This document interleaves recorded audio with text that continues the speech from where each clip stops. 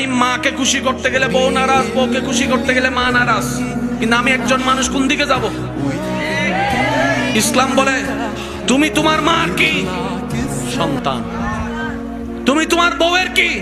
স্বামী। শব্দগুলা খেয়াল করবেন। তুমি তোমার মার সন্তান, যার পায়ের নিচে তোমার বেহেশত। তুমি তোমার মায়ের পায়ের নিচে।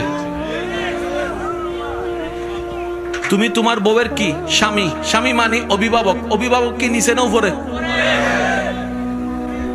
মায়ের পায়ের নিচে তুমি, আর বউ তোমাকে মাথার উপর রেখেছে, কারণ তুমি বউয়ের অভিভাবক। তো উপরওয়ালা তো নিচের ওয়ালা মতো হয় না, নিচের ওয়ালা তো উপরওয়ালার মতো হয় না। এবার সে বলে আমি করব কি? বলে যে শোনো, তুমি মাকে মাথায় রাখো, বউকে বুকে রাখো।